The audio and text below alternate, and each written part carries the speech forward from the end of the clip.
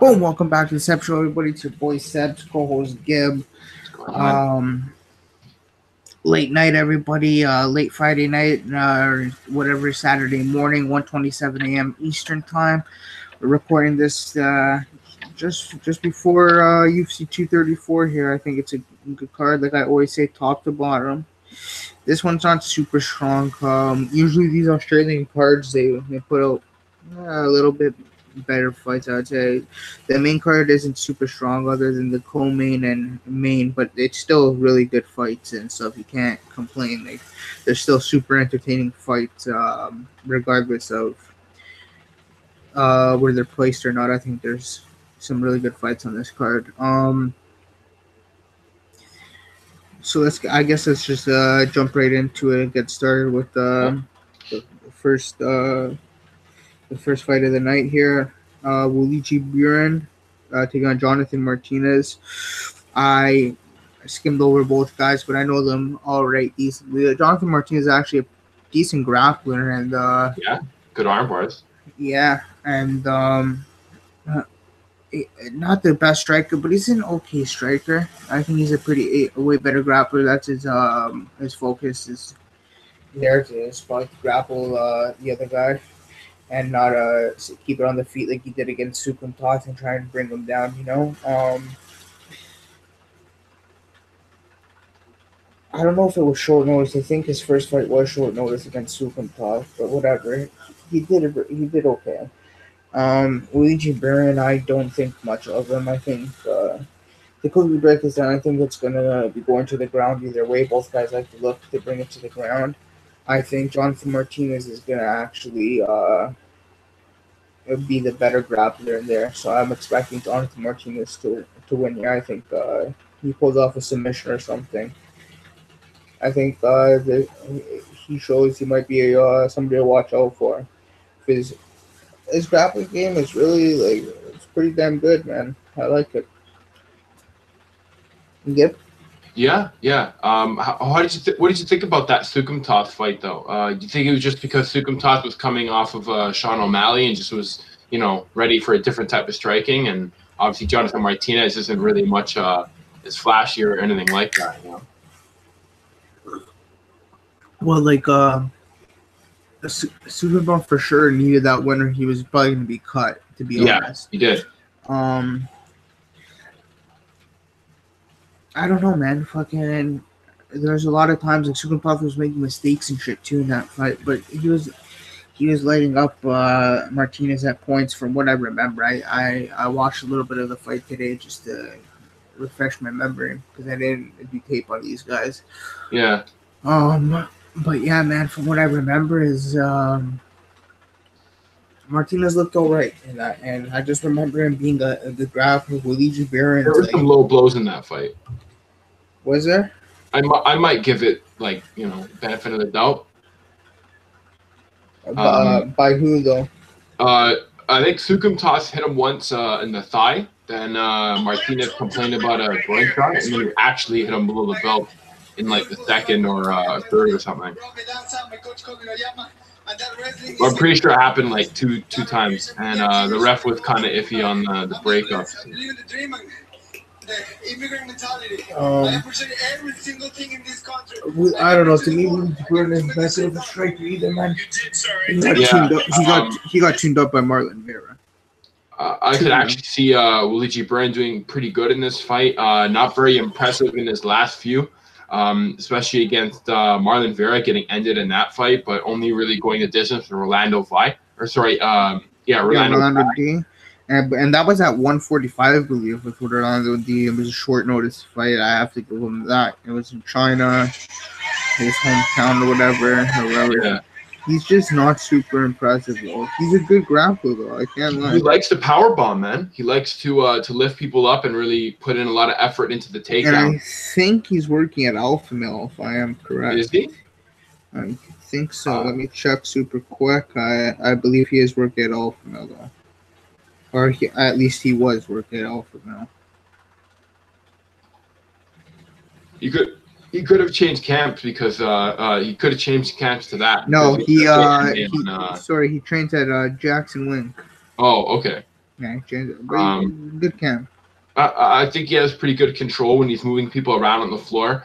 He's pretty good with his hooks, and he takes the back step sometimes, but when he gets into trouble, he definitely throws the power out there and goes for his takedown. Whereas Jonathan Martinez looks a little bit choppy. He repeats left kicks a lot, throws light jabs. I felt like that was why Sugum Toss was able to kind of beat him up and floor him that one time. Yeah, I think he floored him with one really big shot after getting hit, really taking like a really light jab of his.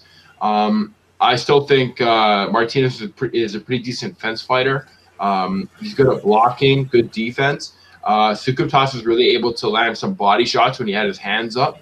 That really kind of screwed him over, but I still think he has some good block and fire tactics. And to be honest, the third round was a bit of a war, and it was kind of back and forth. It started to look like Martinez was actually doing something. I feel like if he would have kept that type of pressure in the early rounds, he probably could have had more of a brawl like that, and it would have been a little closer. I could definitely see where Jonathan Martinez takes this one, just be kind of outstatting Luigi Byrne, but I actually think Luigi Byrne gets his first W in a while, just after the 2 losses that he's had previously. He definitely could very well lose, because Jonathan Martinez is no slouch as well, but yeah, I mean, this could be either one of his first win in a while. So I got Luigi Byrne actually. To me, man, Jonathan Martinez only has that one loss against Sukumtov, even though they gave him the second. Obviously, he threw the illegal knee, so he deserves the second loss. But that's against Matt Schnell too, who is probably a very tough fight. I see a lot of people battling back from these losses, man. So the only thing that I am a little bit worried of is Luigi Burns fought at featherweight recently, and the guy here, what's it, Jonathan Martinez, fought at flyweight before. It's a little bit of a size discrepancy, but in my opinion, I think Jonathan Martinez gets the W here. Okay, moving on to the next fight. We got Jalen Turner on Kalen Potter. And I got 2 units on Jalen Turner. Probably with somebody later in the card. I just think Jalen does work. Such a talented striker, man. Works at Ruka Gym, and I forgot the other place he trains at, but he's got some good training partners. He trains with like Dos Anjos and fucking used to train with Bisping and whatnot. But yeah, he's like not wild on the feet. He's actually pretty fucking technical, and he's the biggest lightweight in the division. 6'3", fucking monster. Yeah, absolute monster. Like 77-inch reach or 70. I don't know. He has a crazy reach too for a lightweight. Like absolutely insane, bro. Nasty kicks. Pretty damn good grappler too. But this kid's stand-up is ridiculous. I think he's really crisp at standing up, man. He's really nice standing up. Kalen Potter, on the other hand, I'm pretty sure this guy trains with Dan Kelly and shit. He even has the knee brace. He's a judo guy, for sure. Yeah, he's got the knee brace like him too. So that's cool. And he's also 34 years old. So to be honest, I wasn't impressed at all with Potter. He's an alright grappler. Struggles to get it to the mat. Gas is super quick. And already at the beginning of the second round, he was fucking gassed out of his mind against BJ Bland. And BJ Bland put a beating on him, was fucking him up in the stand-up. Potter is horrible standing up, man. Like, really his stand-up is a little iffy. His stand-up is fucking horrible. It's absolutely terrible. Jalen Turner, I see Jalen Turner knocking him out in the first or second round. speed, size, athleticism, strength, everything. I think is in the favor of Jalen Turner. Age, everything, man. So I got 2 units on Jalen Turner with somebody else parlayed at like minus 115. Mm. What do you think, Gib? Yeah, I definitely see why you got Jalen Turner winning this one. He's got nice rhythm that he can make work right away. Really good eye for like the cross counters, and he's definitely someone that's really difficult to lock down because that's kind of Callan Potter's style. Likes to throw his 1-2s and his hooks. Lost to Marcin Held just due to not having that good striking background, but he's still got some pretty crazy high kicks and knees. He likes to take certain shots and go for throws afterwards. Like you have to be careful when you throw knees because he's really good at going for judo throws after somebody clinches and throws their knee and they have too much weight on the one leg. He's really good at getting people's back on the fence, grabbing them off that fence and going for the tosses. He pulls off the Uchimatas from there. He pulled it off in the BJ Bland fight, even though he did get absolutely bodied a lot in that fight. He's a very tough fighter. He's willing to take a punch, to land a punch, but I don't think that's the type of style you need to beat up Jalen Turner. I think his speed is real good, and everything he throws starts to add up when he starts throwing spinning kicks in there and starts clinching, pulling people in. I'm a little worried about those knees. I don't want that to set him up for one of those throws, but I do think he has some decent left hooks, good spinning back kicks. That I mean, hey, I think one of those hit Potter and it's over. This could be like one of those highlight reel matches. Just the highlight of the night type fight. It's got some nice spinning elbows. That actually ended up doing pretty well for him recently. He's pretty good at surprise strikes as well. Good uppercuts, good slipping. I think he'll be able to really starch him on the feet. I think Jalen Turner has some decent takedown defense. He might not have enough to exactly take on Potter all day, but I think he'll have just enough to keep it interesting. Against Vincent Luque, one of his spinning elbow strikes landed, and that's how he lost the fight after getting countered. I'm not sure if you saw that one. Yeah.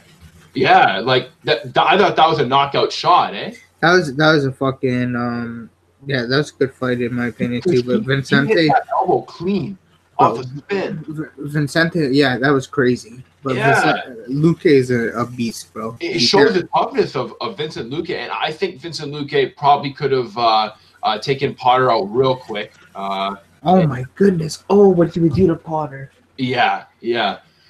And instead he beat up Jalen Turner and Chad Laprise beforehand. So again, I'm going for Jalen Turner on this one. I really hope he doesn't get to the ground, but I think his ground game is pretty decent enough. He did start off a few submissions in his amateur MMA, so I think he should be prepared for a few things.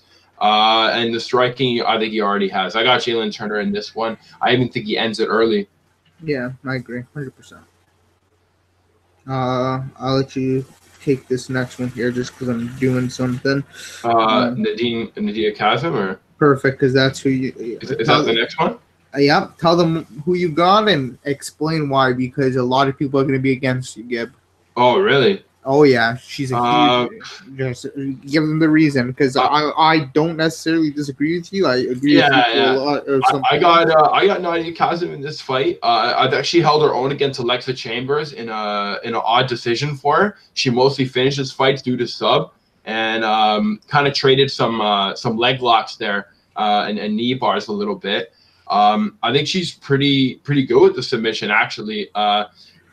Maybe her past opponents aren't as high caliber as the ones that Montana De La Rosa have been fighting, and I definitely understand where maybe a lot of the negativity might come for Nadia Kazim, but she has a pretty good body kick that she was able to use in that Alexa Chambers fight, even though she didn't get the finish. She likes to battle back from the cage. I don't exactly think that's the greatest idea to pull off against De La Rosa, but I still think she has way better stand-up than her. She's pretty good when she locks up in the clinches. Escaped an arm triangle from Alexa Chambers as well. That almost looked like it was a little dangerous. She's good at circling out and striking. Likes to kind of take a little bit longer to fire in that second round. A little patient. My only concern is in the third round. She looked super tired and she kept dropping her hands a bit. She kept putting her hands up in the air, being a little bit reckless. I thought that if Alexa Chambers would have just decided to run in, I definitely could see Nadia Kazan making a big mistake there. But she did pretty good in that fight. She almost slapped on a reverse triangle in that fight. I'm pretty sure near the end of that. I think her submission skills are pretty decent. Obviously, her fight with De La Rosa is probably one of her biggest competitions so far. This girl works really quick, so I can definitely see why Dean Kazan could go into some trouble there. She starts her game pretty fast. Likes to go for that single leg takedown. Likes to land some hands on you and then start wrapping you up. She's good with the armbar on Christina Marks, and she's been having I think she's on two fight wins recently. Who, Montana? Rachel Ostovich fight. No, that was 2 fights. Right? Yeah. Was that her last fight, or was there another one? No, that was her last fight. Okay. I think she's good she's got some good takedown defense. She took a bit of a beating by Nico Montoya during the Ultimate Fighter trials that she was on. I thought Nico passed that guard real quickly, even though she did get into a little bit of guillotine trouble. De La Rosa is pretty quick with that. I could definitely see Nadia being put in some submissions, and I think that's where she might show that she can escape and get back to the feet and start throwing again, and kind of dazzling her up a bit. De La Rosa has definitely fought a way higher level competition. Has fought against Mackenzie Dern in the past. I thought that was actually a pretty good fight, even though she lost. Pretty crazy submission put on her in that one. I think she got her with a rear naked omoplata choke or some shit. I think she's tough on the ground when she gets you there. But I mean, once she slaps on a submission and you can go for the counter and reverse out of it, I think Nadia Kazan will start to kind of gain any sort of pressure that Montana De La Rosa takes away in that fight if Nadia Kazan starts to throw up a bit of an offense on her. But I mean, don't count Montana De La Rosa out. She could definitely take probably more hits than Nadia Kazan. She's been around the block as well. But I think Nadia Kazan beats her up though.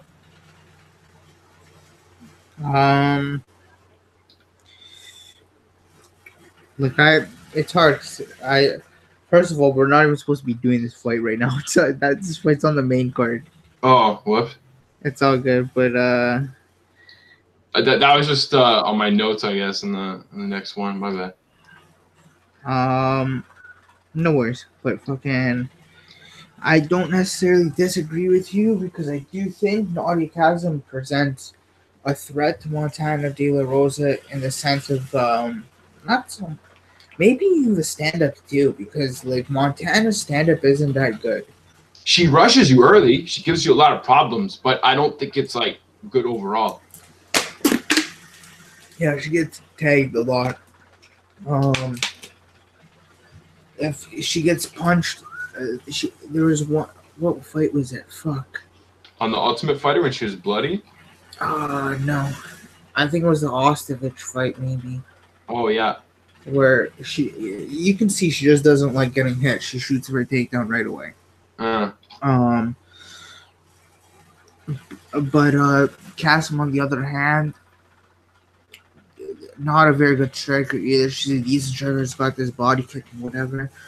But she's got a pretty decent bottom game, bro. Her jiu-jitsu off the bottom is not bad. I don't think it's too bad.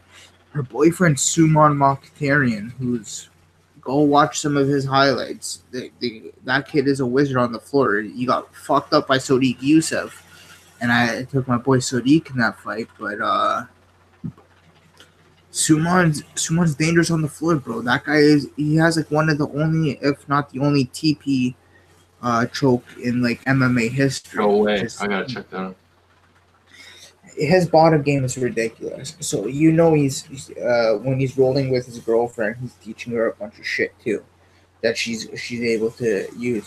So if I was Montana De La Rosa, I wouldn't feel super confident in taking Nadia Kassem down, and then staying in her guard. I would try and pass immediately into side control and work for an arm triangle. I think that's her best bet for a win here, if not a decision.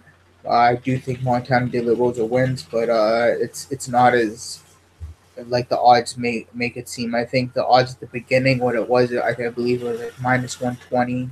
It was like a pick'em, I think, which I think Montana De La Rosa should be a slight favorite, maybe a -150, max -200, but -250, -270, whatever past that. That's fucking insane to me, man. That's she's just not that good to be at that price. I don't care if she's fighting Nauticast. And this isn't, if it's a close fight, you guys, this is in Australia, and they're trying to get behind Castle. This is in Australia, and they're trying to get behind Castle. I'm not saying the judges are going to be rigged or anything, but that's something you got to take into consideration too, man. Like, yeah, I mean, Jalen Turner is fighting Potter. If it goes to a late fight, Potter could win it. It depends how the fight goes, right? But yeah. If this a close fight and it's like it comes down to like the last little bit, like who knows if it could be for Nadia Kassem. So I think I put this on a fun parlay, like that I make for fun, one of those Hail Mary parlays, and I took Montana De La Rosa, so I'll stick with that pick there. So I like Montana De La Rosa here. Not as much as if the odds adjust, though. I would be careful in parlaying her with in a big parlay, or even possibly, unless you get a -200 or less, I wouldn't advise playing her straight. I just don't think she's worth that price. Next up, Lando Fanata and Marcus Rosa. Apologies to everybody. We went way up the card that we were supposed to. Yeah, no worries, man. Actually, yeah, I had that on the... Don't worry, bro. Fucking, we all make mistakes. Oh, good. So Lando versus Marcus Rosa. A lot of people are thinking Lando might get cut after his last fight. It was a draw against Matt Frivola. That was kind of, a lot of people were thinking kind of like a gimme fight for Lando, and not at all. I knew Frivola for a while now. I've seen his fights and whatnot, especially off the Contender Series when he went to the Contender Series. I interviewed him right after his win on the Contender Series, and I got to know him a little bit. I was really high on the kid. I thought he reminds me a lot of Gaethje, man, because this kid's a really good wrestler and grappler, man. Yeah. Oh yeah, Frivola, fucking, he's like a purple belt under Matt Serra, and he wins a bunch of grappling competitions and everything, man. He's actually like a good grappler, but he just loves fucking knocking people out, bro. That's his thing, bro. You saw in the Contender Series, this guy jumps with an arm triangle, gets that shit super deep, and chokes out that guy Luke Flores or whatever.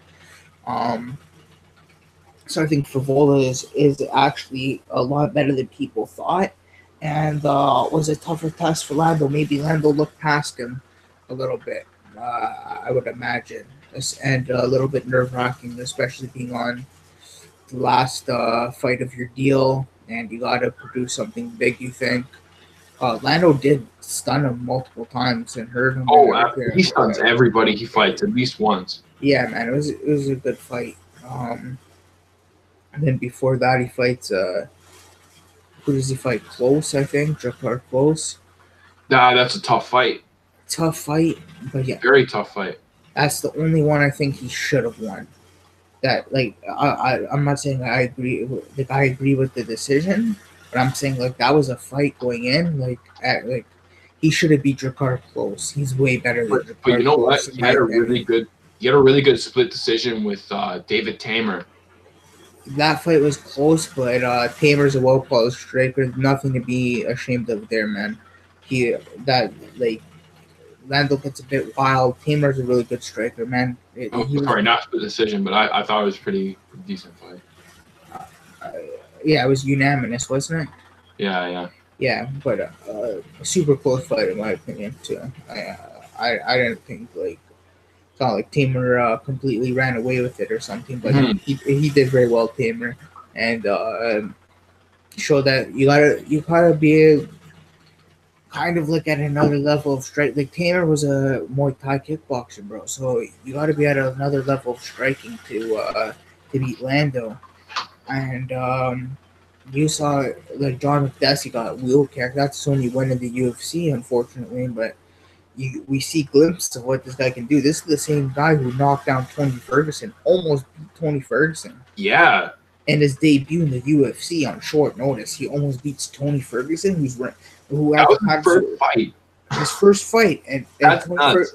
Tony Ferguson was ranked second or third in the world at lightweight, and Lando does all this shit and produces fight of the night, ends up getting choked out or whatever, but oh, man, did he look good? You can't put that past him. I think Drakkar was a fight that got him very frustrated. Drakkar, the way close fights is, oh man, I don't know if I'd ever bet that guy again, man. He fights his like exactly like his name. His fights are super fucking close, bro, and they're so hard to like judge. He's not very active at all at Drakkar close, but like he lulls you into this game, much like a Sam Alvey, who we'll talk about later. But yeah, man. Let me just go with Lando's opponent super quick. Marcos Rosa or Mariano, whatever you guys want to call him. Tall guy. I think he's like 6'2" or something for welterweight. Pretty tall guy. Good shape. He looks like he's in. I think he's a little bit older. I think he's 32. Yeah, he's a little bit older. Horrible regional record. He's 6-4 in Brazil, like on the regional scene. Not good at all, man. If you're 6-4 on the regional scene at 32 years old, I don't know. And I think they're feeding this guy to Lando. They're bringing this Brazilian to Australia to fucking get mucked by Lando. Yep. They just paid Lando a lot of money.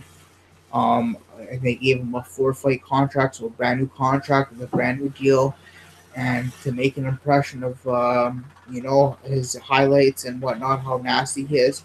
I see him finishing this Marcos Rosa guy. I see him knocking him out or submitting him, and I think submitting him is actually the higher chance here. This Marcos Rosa guy is horrible on the ground.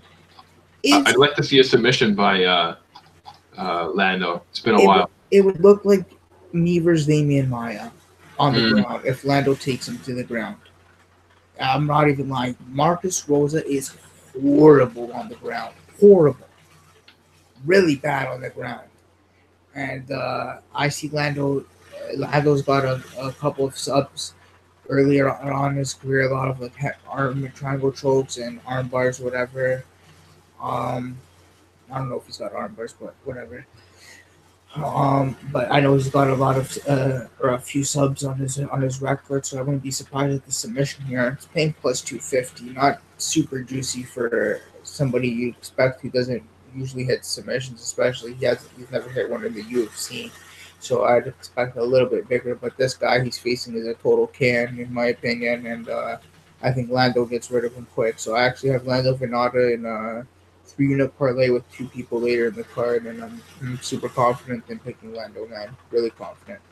Yeah. And yeah, so yeah, go on. I see why you take Lando. This is definitely a fight that pretty much points for his W.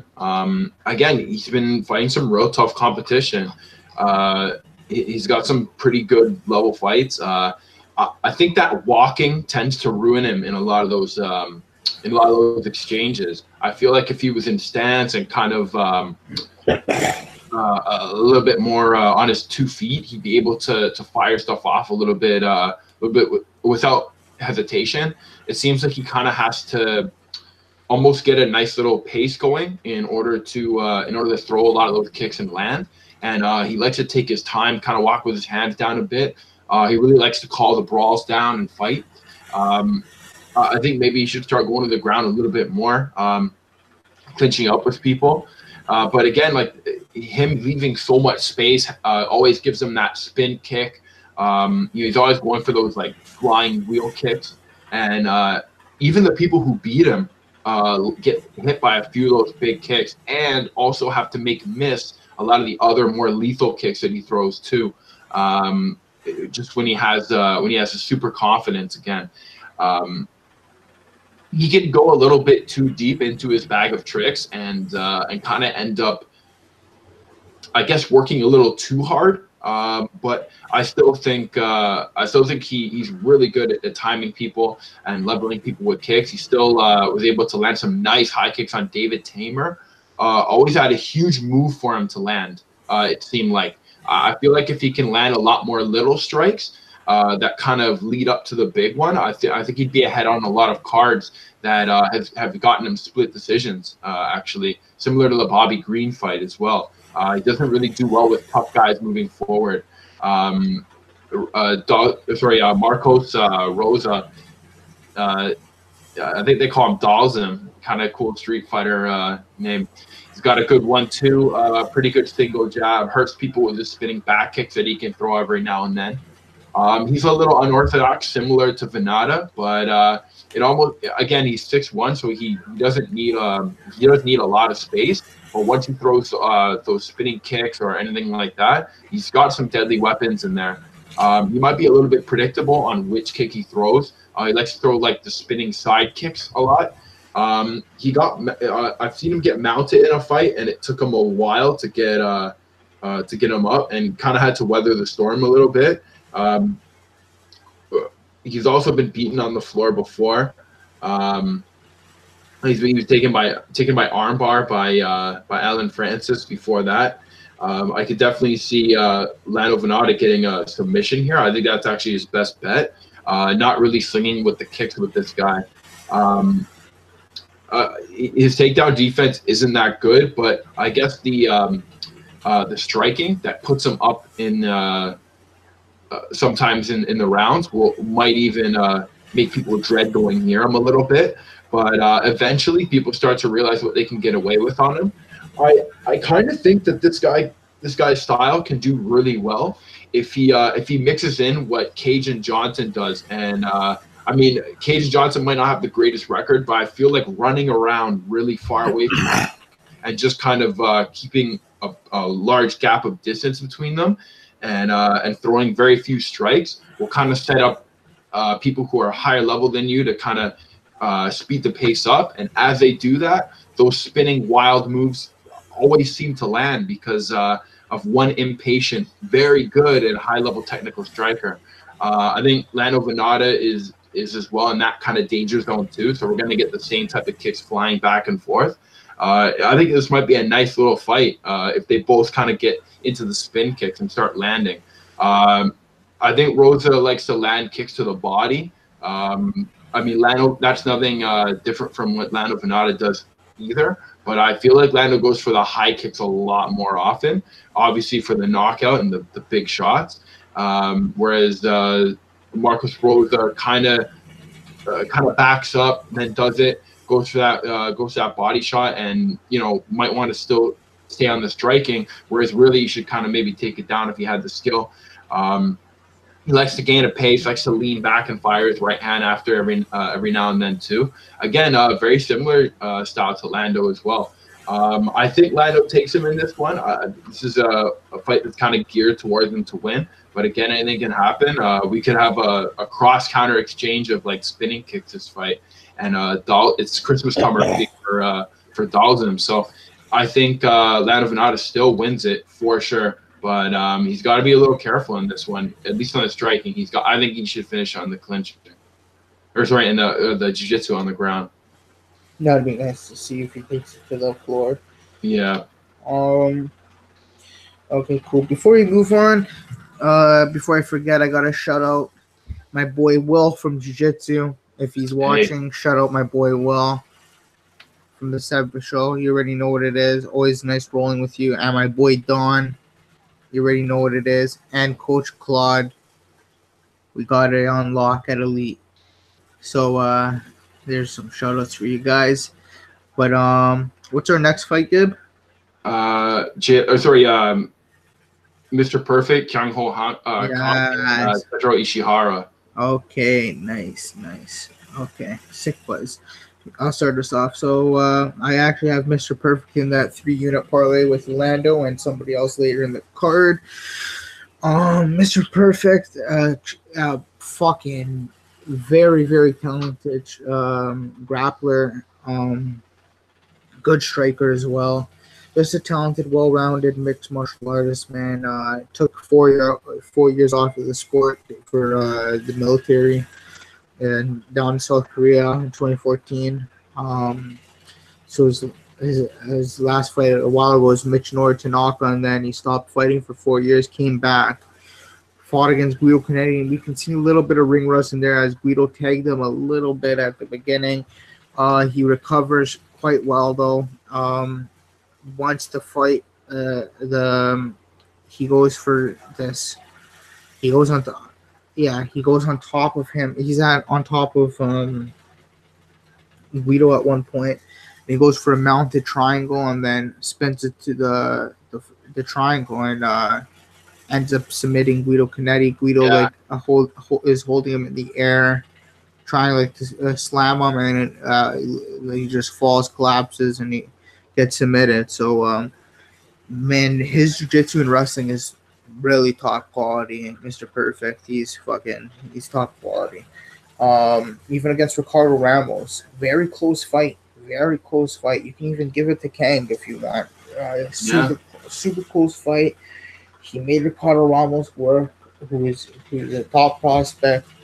Even again after his loss against Seidner Nurmagomedov, I think Ricardo Ramos is still like one of the top prospects. He's a very talented guy. But man, do not slip up on my boy here, Mr. Perfect. I think he does some work. He got some takedowns against Ramos. He looked good. He was good in some scrambles and whatnot. He took some shots, as you can see, but he's got a chin on him, and he was definitely giving some shots to Ramos as well, throwing together some combinations, something that his opponent does not do, throw combinations. So I see Kang have multiple paths to victory here against Ishihara. Ishihara's only weapon to me is his left hand. Really looks for it often and overuses it quite a bit. Not very focused in the fight. If he's losing a round, I wouldn't say he quits, but he kind of gives up mentally. You can see in the Gray Maynard fight, the Art of Lobov fight, you name it, man. This guy's a quitter mentally, man. He just isn't. I don't know. You can see like he gives up in there or something. He doesn't have all that power, even against Rolando D or Die or whatever. Fucking. It wasn't a great win. Not super impressed. That guy to me, Rolando Die or whatever his name is, isn't that good at all. So not an impressive win. To me, when you're losing to Artem, man, Artem's 13-14. Or whatever the fuck he is, 13-15. I don't even know his record. That's already bad, bro. But then you're losing to Gray Maynard, who's incredibly past his fucking prime. It's ridiculous. Gray Maynard's like fucking 40 years old, bro. You know what I mean? And all you need to do is land one shot on Gray Maynard because his chin's gone. It's completely deteriorated, and you can't even land a fucking shot on him. You just get mauled for 3 rounds. You get absolutely fucking mauled by Gray Maynard. So you draw. I know he's a 155er and you were a 145er. You guys were both competing at 145. And then that ends up making this guy drop to I think I don't remember if it was before or after he fought Lobov, but yeah, whatever. He ends up dropping to 135, gets a win against Rolando Dye, and then gets absolutely murdered by Peter Yan. Doesn't even look like he wants to be in the octagon. Gets hit once and is so scared of Peter Yan for the rest That of Peter the Yan fight. was gross. He is so scared of Peter Yan in that fight. It's fucked. He's backing up. He's not throwing anything. He keeps his hands ridiculously low. Like no one's ever taught him to keep your fucking hands up. I don't know. I don't know if it's an alpha male thing or something, but I know. I don't know. This guy's been trained in alpha male for a while. He's been training in like Japan, and then I like Crazy B and all these other places. So no clue how that's going to turn out. If that's good or bad for him. I think his only shot here is left hand, man. And if Kang is smart, he's gonna just take down Ishihara because Ishihara is a horrible grappler, and I see Kang submitting him in the first or second round rather quickly, rather easily, just really manhandling him on the floor. Such an advantage Kang has on the floor, but I wouldn't be angry to see Kang stand with him for a little bit, but not for long. Don't take the chance of getting hit by the left hand. Take him down, submit him, do the easy work, get a performance of the night bonus for a cool submission. Take his back or whatever, man. Beat him up. Sorry about Kang here, 3 units. Him and Lango Venata and one more person on the card at plus 106. So, Gib, who do you like here? Yeah, I agree, man. I think Ishihara at times takes him a while to kind of get started. A lot of fighters tend to easily annoy him. Obviously, Peter Yan and Gray Maynard, just, again, one should be a problem and one shouldn't. And they both were for him. Kind of makes Ishihara a little bit jumpy from the start of the round. And that seems to be when he's at his worst. But I wouldn't say he's a complete, non-threat type fighter. He likes to throw kind of punches off balance and really threaten people's space a lot. Talks shit a little bit in there. Likes to really slash with his left hook and left hand as he moves backwards. It's been a long time since his Horacio Gutierrez win. And again, hasn't been looking good recently. But he's in this sport to get his chicks, man. And he's fucking the worst. He's like, I do it for the on his Instagram. It says I do it for the ladies. Like, he's fucking pathetic, bro. Well, he said that if he was better at anything else that had more of a of a thing that got you more growth, he'd do that. But I mean, that's just how he's living. He's just pretty happy with it. That's not a winner's mentality, bro. I hope he gets choked the fuck out and gets cut. He's not UFC caliber at all. Doesn't deserve to be in the UFC. Not at this time, and not at the UFC at all. Put this kid in Ryzen. Whatever the fuck you want to do. This kid's not UFC caliber. I don't know why the fuck what he's doing. It's gonna be a real tough fight against a guy who's went up against guys who could probably take out Ishihara. Like I think Guido Canetti could probably beat up Ishihara in a good fight. Because I think Guido put a lot of pressure on Kang in that fight. I think he hit him with a bunch of body shots before the. But that Kang didn't fight in 4 years, bro. He came back against Guido. He looked like a different fighter completely against Ricardo Ramos. You can tell this guy's striking's improving. For sure. And when he got that triangle, awesome. Real good at. I think he can avoid people if he's a little bit farther away.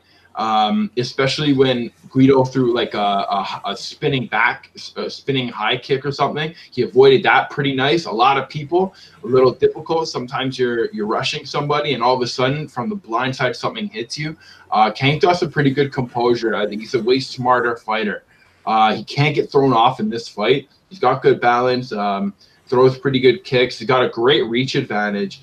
And amazing at pulling off that triangle. It's not just on Guido. Like, this guy can definitely pull it off and has a better wrestling and overall jiu-jitsu game. I'm not even sure if Ishihara has gotten any sort of submission in his bag of tricks. Really, I think he gets most of his like ground victories by like strikes or something, or like a mount or something. Yeah, let that guy go to the ground with King, please. Yeah. Come to the ground.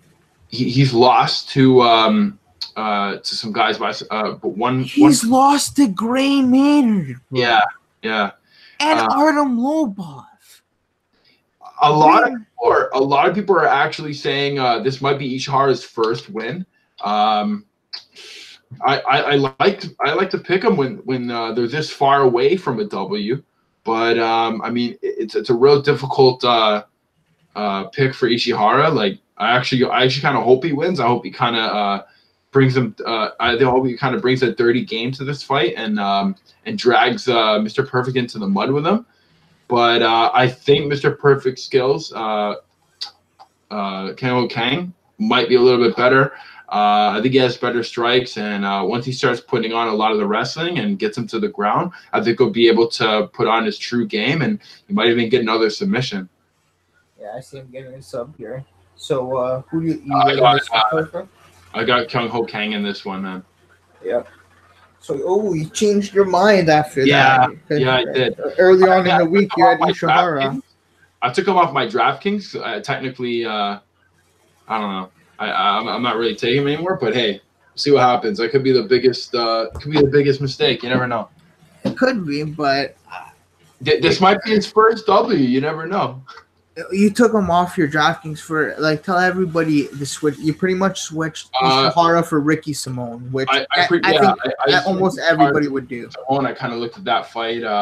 Anybody would do that. Anybody. Yeah, differently after, I'm sure, but you never know, man. I've taken my money off people who I definitely thought were gonna win. I'm sure a lot of people took their money off Cowboy in that Perry fight, man. Oh yeah, 100%. Like I've been on the losing end many times, so I know exactly how it feels. I think a line that I had for fun won that one that I put Cerrone on there for. That's awesome. You know, like yeah, but I do think like we're saying, I think Kang just looks awesome here. I think he fucking higher skill set for sure. Once he starts grappling, I'm gonna figure out right now what his belt is. He's got to be close to a black belt. Ishihara has to hope he gets a really lucky day here. He's got to land the left, and that's his only shot. This kid doesn't have a right hand, unless he's evolved one in the past little bit. His high kick is fucking horrible, and he puts together no combinations. His strikes are so easy to see. Yeah, he's so telegraphed, and he's just he's actually a horrible wrestler, horrible on the ground, bro. He's definitely picking up pieces still. I just want to see quickly what belt Kunko Kang is. Fuck off. They're saying he's a blue belt in jiu-jitsu. Who? Mr. Perfect. No way. Fuck off. That's I don't think so. They say a lot of people are blue belts, though. Bro, a blue belt? That guy's fucking nasty. Oh my goodness. He'd be the best blue belt I've ever seen there. He's the best blue belt I've ever seen there. 100%. If he's a blue belt, that's fucked. That guy deserves, at least close to a brown belt, if not the brown belt. Very slick. Could be the opposite of what teachers do, and they upgrade you just because you're in the UFC, and you're going through belts like crazy. Whereas this guy's still at I wonder what. I don't think even Ishihara, I think he's probably a white belt. He just trains wrestling. But yeah, that's enough for this fight. So I got Kang here. I think he murders him. I'll let you take the next one. Kai Kara France versus Rylan Paiva. All right. Kara France, damn, his striking is ridiculous. If you're not prepared, it's going to be a real tough fight for you. He's got a few boxing fights as well, if you want to check that out. Very busy in the striking field. I'm not sure if he's still active as a boxer, but I'm pretty sure he had a lot of boxing fights pretty close to MMA fights. He knows when to throw and how to throw it. He mixes up his body and head shots pretty good. Can cartwheel kick, Muay Thai kick. Biggest problem is when he blitzes you early. Once he has his finger always kind of hovering over that button. And once he's ready, I mean, he bolts right for you and just starts to throw punches as people go to the ground and gets that kind of, those that really early work in, and it could be over right there. Actually, that's how he gets a lot of knockouts. Kind of gets people stumbling a little bit, almost on the ground, and then just absolutely unloads on them. Now, that ended up being the biggest weakness to him. In one really smart fight, he fought Mark Mugen Striegel. I'm not sure if you've seen that fight, but I really liked it because that was the first time I've seen Kara France's kind of strategy go rogue on him. Normally, he kind of blindsides people, and when they look like they're kind of falling and they're sideways and they're in like a fetal position, he immediately starts the punches. And I think Mugen got a hold of his leg, put him right up back up against the fence, and started to move him a little bit, kind of broke free, went to the right, and locked up a nice clinch, put him up against the fence, and got him on the floor for a real big sub. I think he rear naked choked him that time. Again, Mugen's pretty good. I think he's lost a fight since then, but he was definitely a very big submission threat for him. So I understand where Paiva kind of lies in that sense in this fight. But I mean, the early aggression from Kara France, as always, can pretty much spell doom for you from the start. He likes to play his stand-up pretty good, and he actually has a pretty good guillotine choke. He ends most of his fights with his striking, but he's got a pretty good one to go for. Whereas Rulian Palovov, he likes to get real busy on knees. When he fought Alan Nescramento, got him up against the fence, a lot of fence work in that fight.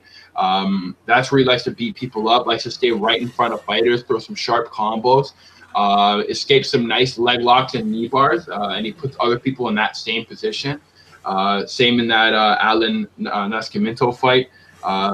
That's where a lot of the trouble kind of started to come out.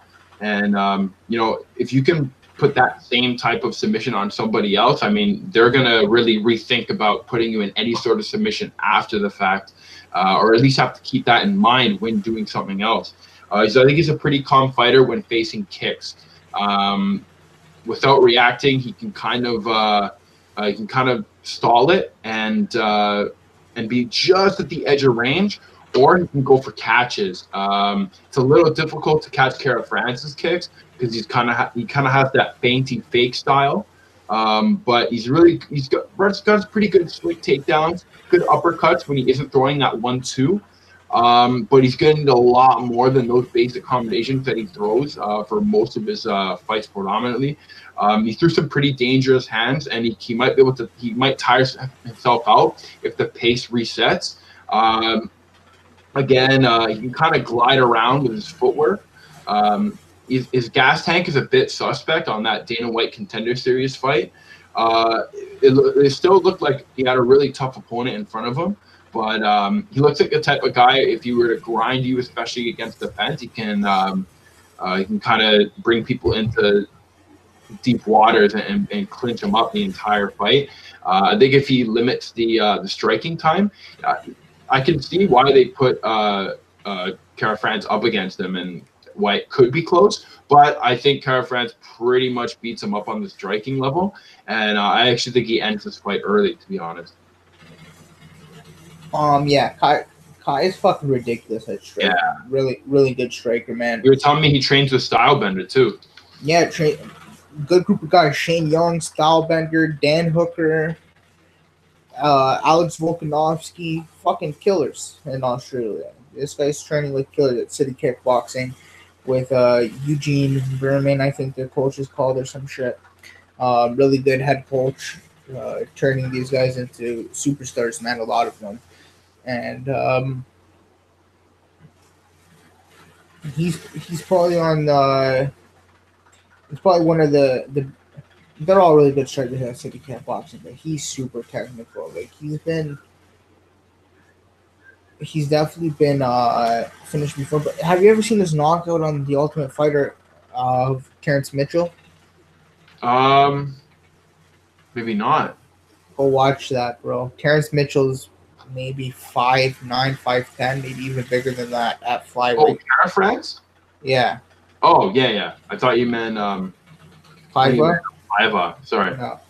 Cara Francis, so he knocks out Terrence Mitchell Yeah. in like 30 seconds, and Mitchell's like so much bigger than him, like staring him down, making him feel like a little bitch, like putting his hand in front of him and shit, like at the weigh-ins or the stare downs. And Kai It's just, unfortunate he had to run into Alex Pantoja after that fight, actually. yeah. But we saw Kai's power on hand there, ends up destroying Terrence Mitchell, knocks him out in like 30 seconds or less. And against Elias Garcia, I actually picked Cara France there. I bet him as well. He's just simply the better striker. He's a good grappler too, actually. Really good grappler, good wrestler and whatnot. Understands the fundamentals of what to do, but his striking is just so clean. He uses angles very well. And at 125, he's fucking. This kid's a future challenger, I think. This Paiva guy is going to be one of his tougher tests. I'm going back and forth literally right now, thinking who should I pick. I'm going to go with Kai Kara France. Yeah. I think Paiva is a very, very formidable opponent. He's 18-1. Obviously, you're not 18-1 for no reason, so he's got some good wins. A lot of guys will say, I haven't looked really too closely at his record if he's fought a bunch of cans or whatnot, but still 18-1, super impressive, bro. His grappling game's pretty good too, so I don't know if Kai's gonna want to grapple with this guy. No. I don't think he's gonna want to grapple with him. I think he's gonna want to stay at range and pick him apart. Paiva doesn't have the tools that Kai has on the feet. Paiva's an alright striker. He's got a decent jab or whatnot. An alright striker, but Kai's on another level with his striking. So I see Kai really picking him apart. I actually see this fight going the distance though, all 3 rounds, and Kai winning maybe a 29-28 decision or a 30-27, but I see Kai winning a decision here. Our next fight, I believe it's Shane Young versus Austin Arnett. I actually have Shane Young in that parlay with Jalen Turner, 2 units at -115, I believe. So that's parlay Jalen Turner and Shane Young. I just think Young is so much more crisp than Austin Arnett. He's got a great chin. He's a good wrestler. Like I mentioned with Kai Kara France, he's training with top 40 guys in Australia or New Zealand, wherever the fuck they train. I think it's in Australia. At City Kickboxing, it's a hometown fight for him. This kid wants to make a name for himself. A credible elbow. The timing on that elbow, he dodges the punch. It just rolls out the way of the punch or whatnot, ducks up the way of the punch from Rolando D, and just times an elbow like fucking perfect. And it was a competitive fight in the beginning, if you look at it. Like, Dive boxing was on that night, and it never normally is, but like that night it was working out for him. Yeah, that's the only thing that was concerning, that he was actually clipping Shane Young a little bit, but believe it or not, I think that Dive would actually give a pretty tough matchup to Austin Arnett as well. So bear that in mind. But Shane Young ended up putting the pressure on Dive that never let go, was eating shots like a champ, and hitting him with nasty combinations, and finished him with that elbow and then shots, and just had him collapse to the floor. It looked really good doing it. And then he faces now training partner Alexander Volkanovski beforehand, and that was a super tough fight, but it went to decision, I believe. If I'm correct, I don't remember it all that well. I'm almost positive it went to decision, but he did. I remember saying that or hearing that John Goodwin was saying that he felt like super overwhelmed or something against Volkanovski. Yeah, that's a difficult fight, man. Oh, Volkanovski's fucking just beat Chad Mendes, bro. Yeah, I was about, yeah, That's a guy who's almost next in line for the title shot. You got to think, right? It's him, maybe Ortega, but Ortega just got beaten the fuck up, and then Jose Aldo, but Jose Aldo doesn't even want a belt anymore. So like, it's really like who else is there? Like people are saying Renato. Renato just got finished right by Aldo. So yeah. if you think of it, man, there's not too many. At the top of my head, I can't think of anybody else than Volkanovski who's would actually be a good. And I think that'd be Max's toughest fight. That'd be his toughest fight for sure. Because Max wouldn't know how to deal with the wrestling. Yeah, he's a Yeah, good. Max is good. Max is a good wrestler, but I don't think he's good, like Volkanovski though. Volkanovski's a good striker. He's not on Max's level either, so you got to balance that out as well. But I think Volkanovski would be a very tough match for Holloway.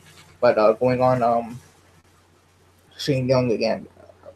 I see him. I can see him finishing Austin Arnett, if not dominating all 3 rounds and getting a decision. But he throws combinations really well. Stays in the pocket like a champ. Not scared to throw shots at all. Austin Arnett's super wild. Not the best grappler. Does get takedowns from body locks and stuff. But I actually think Shane Young's a better wrestler and grappler. He actually shoots double legs. He looks really big for 145 too. He's fought at 155 previously.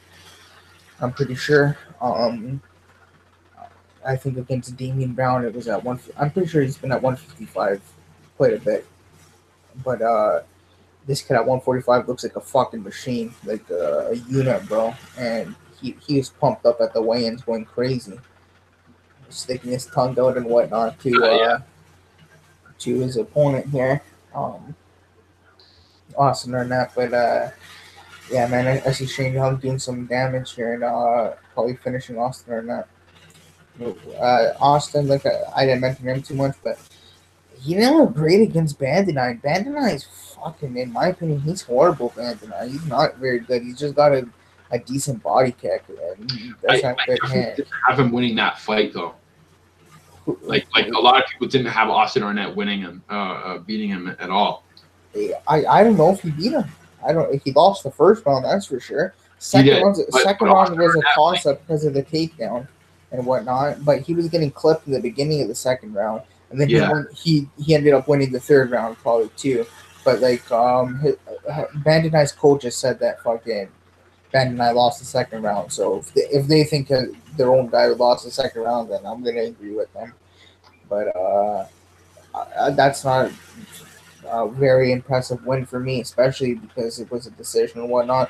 Before that, he fought Hakeem Dawodu, who picked him apart. Or was it Sanhagen before that? I don't remember. But Sanhagen finished him with the body shot as well.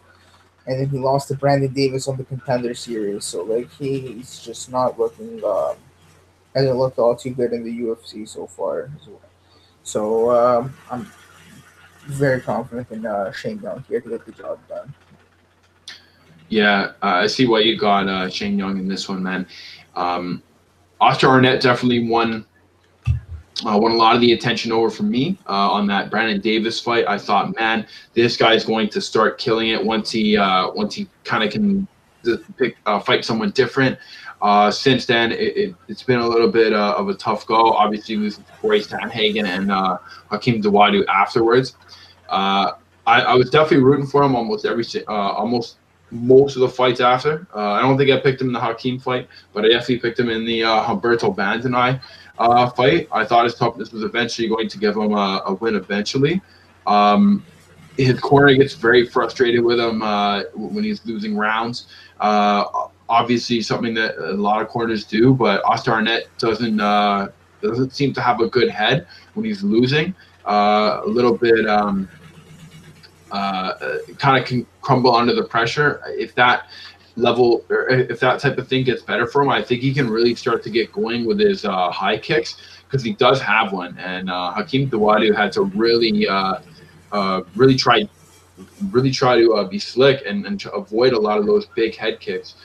He bites down on his mouthpiece quite a bit to take a shot for shot kind of cross counter Uses the probe jab a lot, switches stances, likes to switch for the high kick. He kind of cruises in zigzag patterns while going forward. He kind of needs to he kind of needs to do that movement a lot more to kind of fish people to the sides. Not really much of a ground kind of finisher type fighter, but he does have a few of them. Mostly wins fights by decision and can kind of bring people to the judges. Like I said, likes to stand, switch, and jab. A little difficult because he has to kind of reestablish that jab later on.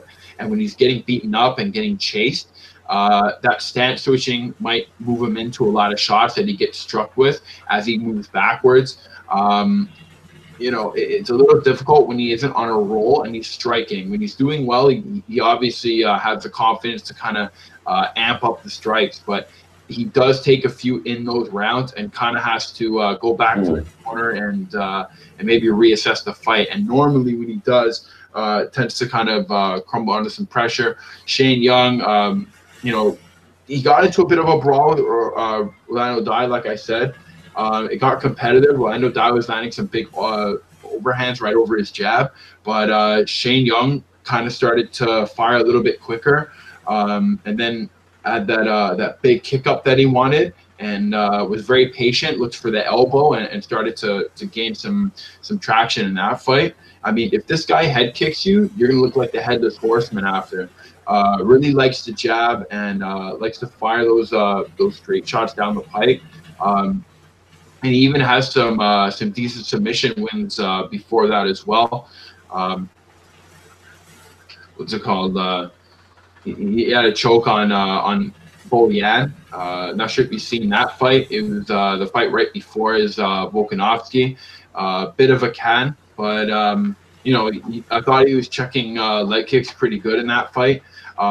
Showed really good dominance in the first minute and was able to outstrike him, take his back, and go for the choke.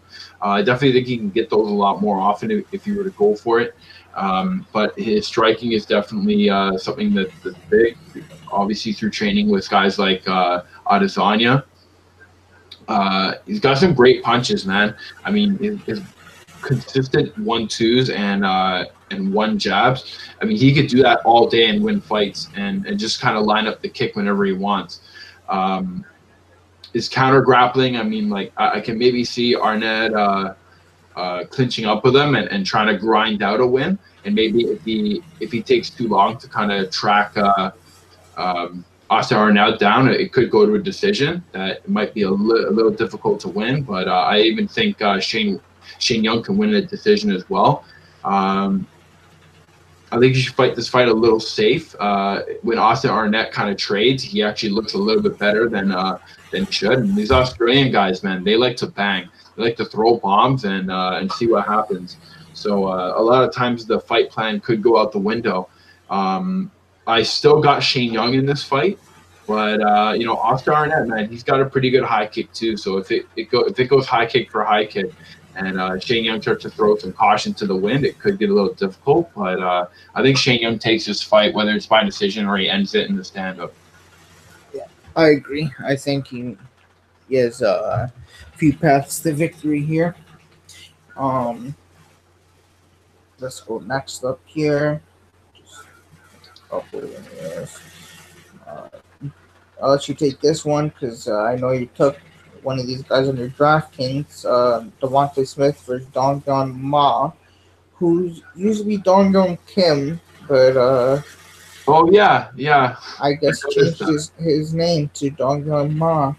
Who is it to not be like the other one? Yeah, I guess he was getting confused a lot or something. Or to not be confused.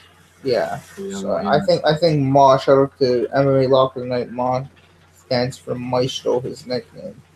So I think that's what that means. But yeah, I want to listen to your take on this. I mean, shit, he stands right in front of a lot of fighters. Dong Yeon Ma, not willing to kind of give them space, wants to really back them up slowly. Look for some nice quick steps in. Likes to land his jab and light kicks to the body. Likes to mix it up every now and then. Throw his double jab. He can get creative sometimes. He's got a pretty decent overall defense. Has a nice uppercut that he used in the Damian Brown fight. I felt he thudded him a lot, and he kind of got him a little worried. Kimberly throws the feint jab out there at times. Once he lands that clean, he starts to pitter pat punch a lot. When he walks in, and he really puts a lot of people in trouble if he throws constant and multiple strikes at people. His stance switching could be a little useful, especially when he goes into southpaw and starts to jab, and likes to throw those high kicks as well. And he really throws them throws the kitchen sink at you every now and then. I think he's strongest when fighters kind of let him stay in that one spot and sit down and kind of anchor his feet into position and land right in the pocket, and then move out and then move into his spot again. Sometimes when he starts to backstep and circle out, he can get a little bit predictable, and Damian Brown and other fighters were kind of able to take advantage of that. Kim doesn't have a lot for opponents when they kind of chase him, and he can definitely, I can definitely see a KO going Smith's way if he follows him and gets him really frustrated and doesn't exactly let Kim do what he wants to do. Devontae Smith, I mean, he's got a lot of stuff working for him, especially against Joseph Lowry.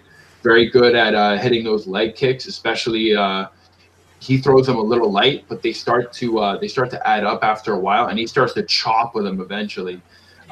Very patient fighter. He likes to back up while getting hit by Joseph Lowry a little bit, but he went for a takedown. We got his head angled out and threw those elbow strikes in. And those were a big fight for, or sorry, a big factor for him in that fight. The short elbow strike is something that a lot of people can kind of shrug off, whereas his really quick ones to the side of Joseph Lowry, just night, man. In his fight with Julian Erosa, it was back to those leg kicks. The only time really nice 1-2 was landed after his kicks. And Smith was able to follow up and wrap that up in less than a minute. And we know he can actually finish fighters, There's some really good he had one loss against John Gunther, actually. Devontae Smith, yeah. Yeah, that fight got into a bit of a grind fest. But I mean, it's real tough to even emulate that type of John Gunther style. I think John Gunther's a tough dude.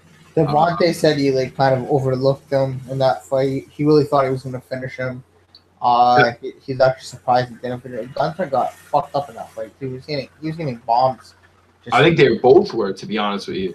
He was just eating bombs. They were both taking years off their lives for that one, man. I think Duncan Ma is tough, but Gunther is just a tank, man. I think Devontae Smith's average punches have some great stopping power to them as well when he starts to add up, and especially if he can get a few jabs off and he can throw into those 1-2s or even throw those same kind of elbows when people get into the clinches.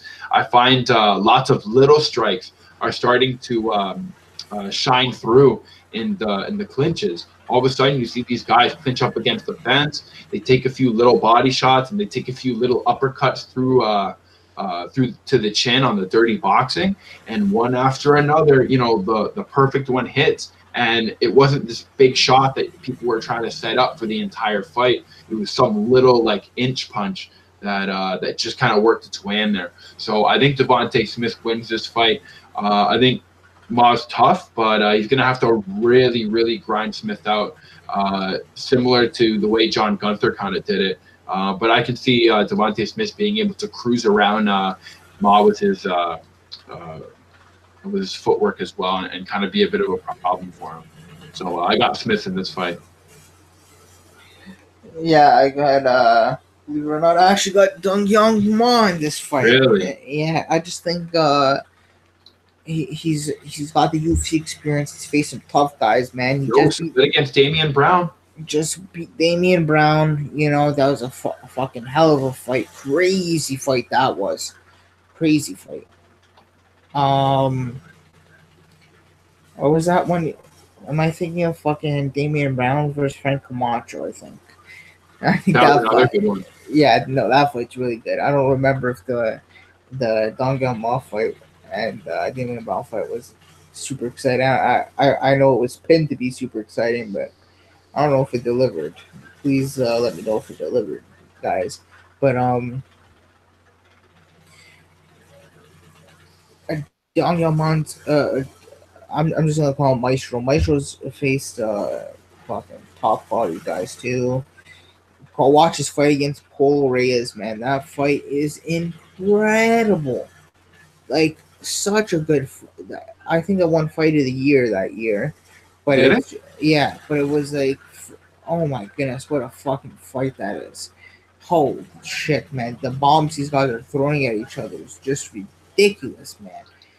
And I think Ma is definitely the rightful underdog here, but I think it's Devontae Smith's toughest matchup, and I don't understand Devontae Smith at minus 250 or 260 or whatever the fuck he's at.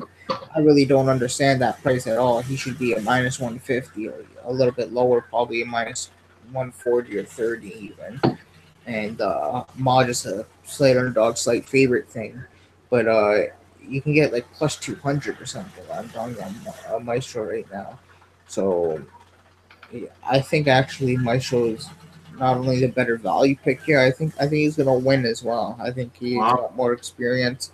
I think he's gonna pressure Devontae Smith and get him into a war. And who knows how Devontae Smith's chin is? You know, if he takes one from Dong, these South Koreans are fucking monsters. They can take shots. We've seen Maestro take bombs before, so we know he can take a bomb. We don't know if Devontae Smith can. True. True. So I'm going with Maestro here. Oh, now it's gonna upload again. This is horrible. Okay, so next Sam up, Alvey, right? yeah, Jim Crute versus Sam Alvey. I'll let you take this one as well. Yeah. I was actually gonna bet on this fight. I don't think I stayed away from this one because Like you're gonna put it in DraftKings, or you're actually gonna bet on it? no, I didn't put it in DraftKings. No, but you were planning on? I was or you thinking were gonna about bet playing it. Oh, okay. Jim Crute, super good on the ground and on the stand up. He's a brown belt, I heard, in jiu-jitsu, no? Yep. Awesome jiu-jitsu match against Paul Craig, man. There was a whole lot going on the ground there. Paul Craig got Crute up in some pretty dangling leg trouble. Tried to put him in a triangle. Really good counter jiu-jitsu there. Almost put Crute in a nasty arm triangle as well. When Crute gets up from the ground, though, he can throw some dangerous punches. Once he gets back to his feet, he's right on people. And in the third round, he's just super competitive, man. And he really likes to threaten, the submissions as well. I think he tapped out Paul Craig in that fight. Yep. He got like a Kimura on him. And, With like 10 seconds left, you got a Kimura. he hulked out for that Kimura. I hit that actually. I had 0.25 at plus 900. Wow. Crute by submission. So that was a nice little win actually. That's a big W. Yeah. Once his ground game can get started, it can be very quick, and with his matchable striking game, like what more do you need? I'm not sure if that I think it is the tat on his chest is from Resident Evil. Yeah, we're talking about that. Yeah. Now, I mean, this could be a weird tip, but the remake of 2 just came out, and if he's a fan, he's definitely playing the game for sure. That could take some time and hours off training. Sam Alvey, man, you gotta train for this dude. I think he's pretty impressive. He had a pretty decent guillotine on Ramazan Ameev, and he gets some crazy wins every now and then. He did lose that fight, and he got kind of out-wrestled in that one. But, this guy, Smiling Sam Alvey, has been killing it in recently. He's like 33-11. He's got some. I think he has the highest fights in light heavyweight, right? No, I don't think so. Does he have the most fights in light heavyweight, or he has like the most? Because he's been fighting at middleweight for most of his career. Oh, okay. He just moved to light heavyweight recently. Yeah, he puts his knee on a lot of people. He's got a very touch and go type style. He throws very stiff, like his jab and his right hand. Like there's a lot of power on them, and when you get hit, you definitely feel the force pushing you back. He knows when to use the push punches.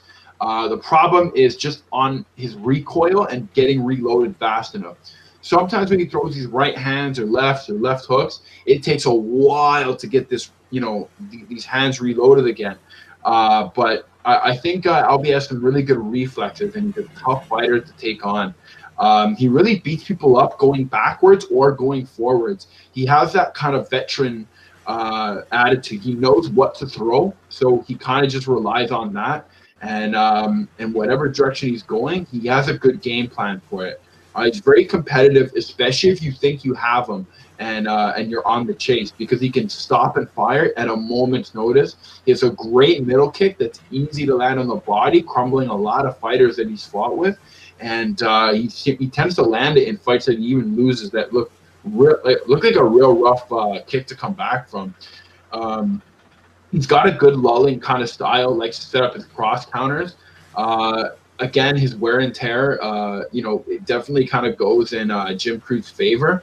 Also, Jim Crute's Australian, he's fighting at home, so he wants to kill it for this one. So I don't think Jim Crute is a bad pick whatsoever, but I think a lot of guys who swing early, which Jim Crute really does do, could be right up close and personal, toe-to-toe with Alvey, and it kind of moves into his kind of realm of where he gets a lot of his W's. He's got a pretty strong jab. He favors some pretty good jumping knees too. The Vellante fight was real weird. He was kind of able to take Vellante into some deep waters. I thought Vellante had that fight one way before the fight was even happening. But Sam Alvey looked pretty decent in that fight, and he had a nice left hand over top that really kept. I think put him on the floor at one point in that fight. So Sam Alvey can be pretty scary in this. I still think Jim Crute's going to win it. Again, I think his leg kick is pretty nasty, and I don't think Sam Alvey can take very many of those. If he gets onto the jiu-jitsu mat, it's brown belt central, and I think Sam Alvey gets out-clinched for sure if it goes there. But his takedown defense is pretty decent. I still think Jim Crute outworks him in this one. You think Crute outworks Sam Alvey? Yeah. That's I don't know, man. It's hard. But I don't know if it gets into a brawl, it could be Sam's fight. I don't know. Alvey's just always had good cardio. I agree with you. I think Crute wins. I think he actually just knocks Alvey out, though. He could knock him out. Alvey just got knocked out by fucking Nogueira. I could see him knocking him down and then getting a submission, to be honest with you. I had 5 units on Sam Alvey in his last fight against Little Nog, and how the fuck did he lose it? I have no idea. Honestly, yeah. He gets clipped by Little Nog, and Little Nog is so slow, and Little Nog's 102 years old, clips him, and ends up finishing Sam Alvey. So I'm not impressed with Sam Alvey at all. I never have been impressed with him. I think he's a tough guy. He's got some good cardio. At times, if he's not being pushed to wrestle, he's got some good cardio. I think the experience factor and the cardio will play a little bit of a part here. I don't know how big of a part, but it will play a little bit of a part here. In the advantage of Sam Alvey. If Jim Crute does is able to get this to the floor, I can see a grounded pound or a submission happening as well. Submission is plus 900, I believe, again. So that's an all right option, but I don't know if he's able to get him there on true. I think as the fight progresses, he's gonna get more and more tired, as we saw in the Paul Craig fight, where he was starting to gas out pretty hard in the Yeah. second, and then when it came to the third, he was really tired. You see him take some huge big breaths, and if you get tired against Sanov, he might be able to finish you. So you got to be careful of that. Nevertheless, though, I am picking Jim Crute to win. I think he wins by knockout. Our next fight, we actually broke the next one down. Audio Kasim was Montana De La Rosa. Gib had Kasim to win. I had De La Rosa, but I Yeah. did say be careful when betting this fight. Kasim has a pretty decent ground game, a bottom game as she trains her boyfriend Suman, and De La Rosa is obviously a good wrestler, but doesn't use it all that much, and she's got to be careful in the guard. But I do see De La Rosa winning. Um, Yeah. just get back to the beginning of the podcast if you want to listen to that. It's I believe the third fight we broke down after Jalen Turner and before Lando Venata. Um, but yeah, let's get to our next fight. Ricky Simone taking on Ronnie Yaya, and this is one of my other plays of the night. I got 2.26 units on Ricky Simone at minus 115. I think very nice line on him. It would have been cool if he was an underdog, but I'm very happy with the line I got on him. He's definitely deserving of a favorite. Um, this kid's a grinder, man. Like Daniel Cormier likes to say, he's a grinder, bro. And he's got some powerful wrestling, some good slams. Trains at Gracie Barra with Vander Ford, Paige Van Zandt, Chael Sonnen, and a bunch of people. And when this guy was actually coming up, he had a lot of hype around him when he fought. I think he fought Freelo, right? Yeah, he fought Donovan Freelo, split decision. Yeah. He had a ton of hype up behind him because Chael Sonnen was saying this guy is better than Conor McGregor. Really? Yeah, he was saying this is the next Conor. He's a not that he's the next Conor McGregor, that he's better than Conor McGregor, and that's what a lot of people took in Ricky Simone. Started watching him. He got that fight on the Contender Series. It was a split decision, so he didn't get the contract. Unfortunately, such a good fight. Freelo was no joke. Freelo's fought top quality guys, and Freelo's just wild, man. He's a good fighter, man. I like watching Donovan Freelo. He hasn't fought. Freelo hasn't fought since that fight, though. That's weird. I just took that in. And then after that fight, he goes and he wins the vacant bantamweight title LFA against Chico Thomas.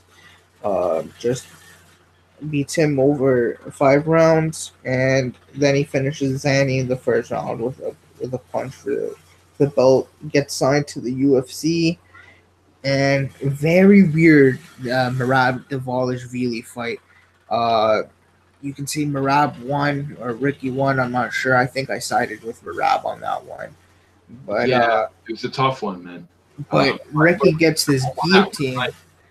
And Rob is a deadly fighter, man. At least on the stand-up for boxing. Who? Rob Dvalishvili? Hey, he's okay. He's not the best boxer. Pretty good. Yeah, but fucking Ricky gets his guillotine with like 2 minutes or something left. Yeah. And like you see Dvalishvili flapping his legs, fucking just trying to survive, right? And there's like a minute left, and this guy's turning red. Like Ricky has his shit on tight, like he's not letting go. He holds it on for the rest of the round. At the end of the round, he gets up, and it looks like Dvalishvili's unconscious for at least a second. Yeah. And then wakes up and gets back his senses, and the refs are just and doctors are around him and whatnot. And Ricky Simone's there, and then they both get Bruce Buffer's announcing who won, or whoever is announcing who won. And neither guy knew what happened. And fucking Dvalin really thinks he won, and they call it a technical TKO. That the fight was stopped at the end of the third round due to the guillotine. Yeah, 'cause he was technically out. And he was technically out. So they gave Ricky Simone that fight. So a lot of people were saying he wasn't serious because that fight or whatever. Like he wasn't a legit prospect because he probably should have lost that fight. But he got the win, whatever. And then he fights this guy Montel Jackson, who, in my opinion, I think Montel Jackson is at one point going to be very, very, very good. Very young in his career, and he's loaded up a ton of fights within a year or two. He just endorsed Brian Kelleher not too long ago. They say he's the bantamweight John Jones. He's got hands bigger than than Francis Ngannou. He's the real deal. And he got, even though it was short notice, Ricky Simone really just manhandled him in that fight with the pace, the pressure, and the wrestling. I don't think he's able to push. I think he's able to push the same pace and pressure. I don't know if he's going to wrestle as much against Yahya because Ronnie is obviously a jiu-jitsu black belt and a world champion jiu-jitsu. I think he's won 3 times. Very, very, very good jiu-jitsu artist, and Ricky just has to be careful with that. But I see Ricky being able to knock him out if they stay standing, or at least get a dominant decision. He just has to not go to the ground with Yahya. Yahya doesn't have good striking, and he gasses quite a bit actually. And Yahya and Simone actually has some really good cardio. He's, as we saw against Chico Camus, he was able to go off 5 rounds very hard. So I'm siding with Ricky Simone here. I think he's got all the paths to victory. He's just got to avoid the ground and letting Ryan Yahya dictate the fight with his jiu-jitsu. Other than that, I think he wins. So I got 2.26 units on him at minus 115. Gibbs? Yeah. Ricky Simone is just super good at engaging people early, becoming a problem. And he takes you to deep waters early, and he's definitely a big wave to deal with.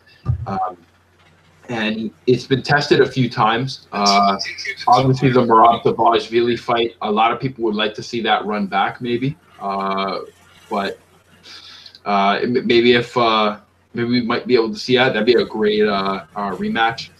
But the Montel Jackson fight I thought was pretty good. He's able to really throw in his takedowns when he wants to, and he can throw people around. When this guy picks people up, he can like power bomb them. He makes people defend with high hands and immediately shoot. Just a really good clinching and grappling guy. I'm surprised he doesn't have more arm triangle chokes. He has, I think he has a few. Oh wait, I think it's just one. But he's got a technical guillotine choke, over Vili. But other than that, I still think Yahya is still a pretty big beast on the ground as well. That guy's a submission machine, man. Throws some pretty good 1-2s. He has a similar style to Ricky Simone as well. Likes to kind of make people get the high hands up and go for his takedowns. Really good at passing to the side control and just making people's overall day terrible on the ground. I think he displayed his ground skills pretty well against Russell Dwayne in that fight. He got the triangle choke, really good getting the takedown too. He can like strip people's legs from off the fence. Good at throwing knees. He's a nice switch stance. Ricky Simone's pretty balanced on the feet though, so I feel like he can take a lot of that on. Has to maybe watch out for those knees. He's got I think Ricky Simone really has to use that dirty boxing that's been doing well for him recently, especially in that Montel Jackson fight. I thought that's what kind of kept him in there, as well as the takedowns. I think this is like one more fight, and Ricky Simone can look really good. Maybe even good enough for one more for another fight that gets him close to a shot or something. I think it's gonna be a tough grappling match for sure. But I think Ricky Simone wins it just because I think he's a little bit better on the stand-up. I think Ronnie Yaha does have a decent gas tank, but it does tend to suffer over time.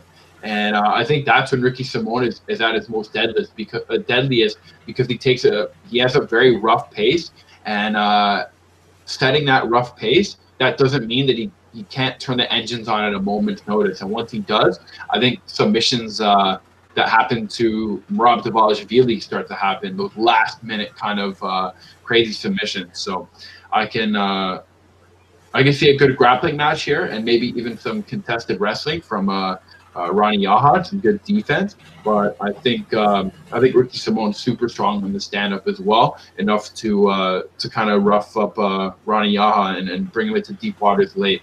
So I got Ricky Simone for that one. Yeah, I agree. Just give me a second here.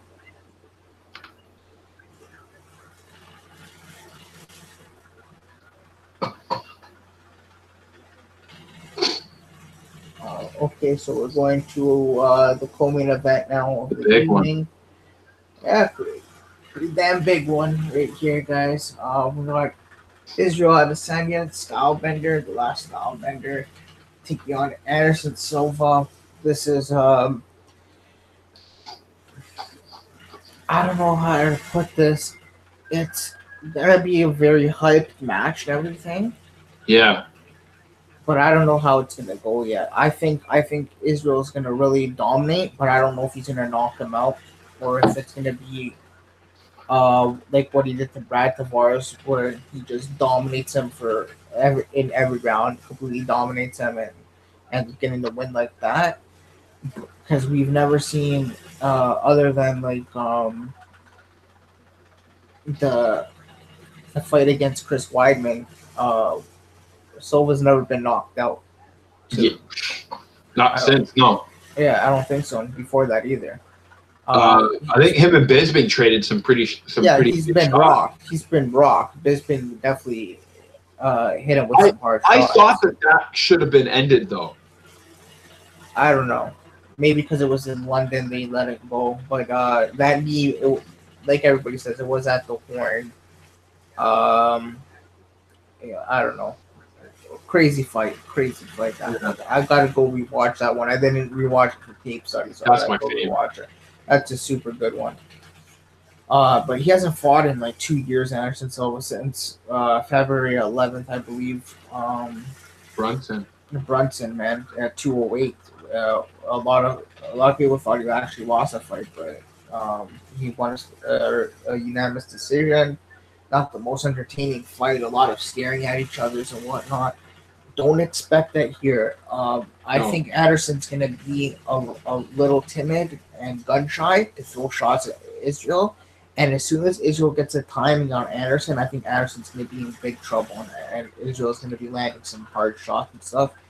I don't underestimate Anderson at all as being able to put on a striking match of his own. I just think he's a lot slower, not as athletic, probably not as strong anymore, and the age is completely on the side of Israel. The only factor Silva has is the experience factor. He's been in the biggest fights. This is the biggest fight of Adesanya's career, and without a doubt, probably the best fighter he's ever faced. Yeah, I really like Adesanya in this fight. So I actually have Adesanya in that 3-unit parlay at plus 106 with Venata and Kang. And super confident in Adesanya to get this done. Let's go Stylebender, man. I think he gets a knockout actually, and we'll say second round.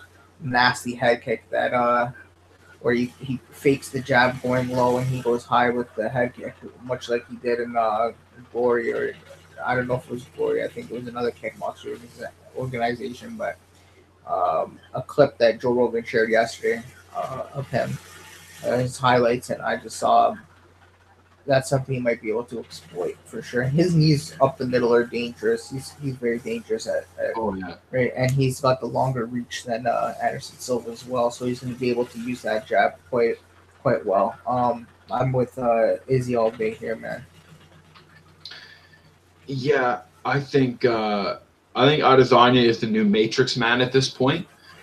He's the guy that everybody's looking at in slow motion and freeze framing their fights, just looking at everything that he does and trying to pick it. Whereas Anderson Silva, at that age, pretty much was Adesanya. He's crushing everybody with striking and high level jiu-jitsu. Shit, I mean, he's 43, 42 now. He's 43, isn't he? Oh yeah. So it's going to be definitely his toughest fight. Anderson Silva still doesn't flinch. This is to me, this is the best striker Silva's ever faced. Yeah, for sure. I don't get the whole narrative. I understand where people are going, saying this is Anderson Silva versus the old Anderson Silva, like when he was in his prime. I think Izzy's the Anderson Silva had ridiculous jiu-jitsu. Izzy's was a blue belt, really good jiu-jitsu still, but not on Anderson Silva's level. And like their striking is, to me, was very different, and the fact of their movement and whatnot, and the base of Anderson Silva's was Muay Thai, right? And Adesanya is a kickboxer, so there's the difference right there as well. That's not a huge difference, obviously, in the striking world, kickboxing to Muay Thai, but you do see many differences throughout that in the sport. The only other time that we got to see Adesanya kind of look like he was a step off was when he was up against Simon Marquez. And that was a kickboxing fight. So that's a high-level kickboxer going up against a high-level kickboxer in the UFC. And, that was the one success that someone's had outside of that. So, Anderson has to not only show what Simon Marquez kind of did on the feet, but he also has to do it grappling. And it's a real tough order, especially at this age, to ask for. Whether it's the first round, Adesanya comes out screaming, or Anderson goes for something. It's not exactly in Anderson's favor. I still think in grappling, if it comes down to it, Anderson Silva is definitely going to have more trouble for him. But I think Adesanya is going to see a lot of the grappling coming, and he's going to be staying real far away. I think he'll be able to avoid the traps. I think he'll be able to kind of cruise control around around the octagon, and just kind of pick his strikes and just be overall faster to the punch than Anderson Silva. It seemed like Daniel Cormier had a bit of a tough time keeping Anderson Silva off of him in a fight where Anderson jumped on top of him and started to give him some trouble. He got, I think Daniel Cormier got a pretty nice lockdown on the leg and just kind of kept him farther away from his waist. I didn't like how Cormier fought. I knew Cormier. I understand Cormier had to fight that fight safe and like whatnot, but he should have finished Anderson on the ground. He should have took him down, submitted him. How he does to everybody, man. Anderson is a middleweight, and Cormier is so much bigger than him, man. He could have easily taken. And Cormier was getting tagged a little bit, so it shows Anderson. When he's feeling it, if he gets in that rhythm, he's still there a little bit. Very true. But I think Israel's going to get him totally out of the funk. He's not ready, man. I think Adesanya, he started crying today at the weigh-ins.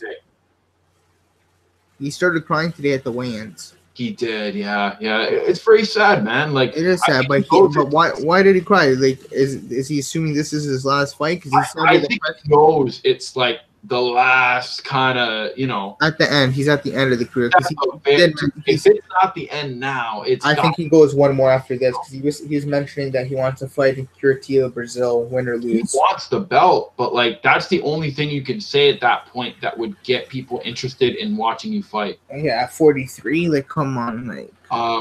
And you know what? More power to him. And if he wins this fight, you better believe all eyes are pretty much on it. Oh my goodness! If he wins, people are going nuts. Oh, dude, people are people are having riots in Brazil probably. But I think Adesanya has him beat. I think he's a lot faster. I think he can starch him early. But if he stares at Anderson too long and kind of admires it and really like lets Anderson get into that groove that you talked about, it could be a little difficult. But even if it does get to that point, I still think Adesanya has some KO punch or some crazy slickness kind of ready to go for him. And I think it's either a finish or Adesanya just beats him up until the bell. But I'm pretty sure he gets finished. Again, one of my favorite fights. Watching one of my favorite fights again with Anderson Silva and Michael Bisping. Check out that fight if you really want to see a decent fight. I mean, I think it was from 2016 though. That fight.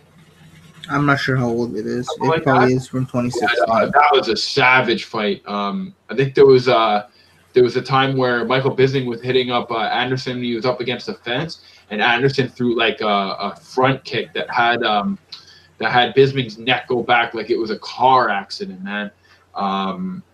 Brutal move that he just kind of pulled out of nowhere, and it looked like he was getting lit up there. So I mean, you can always have that. I still think Adesanya takes it, but it's gonna be interesting to watch. It could be the last rodeo, man. Yeah, for sure. Adesanya takes this fight by knockout. Yeah, price on knockout's pretty nice too. It's -115. It's just in case, I can see it going the distance too. It's Really? I can see it going the distance. Where I don't know if maybe in the first round Israel has a little bit too much respect for him, Yeah.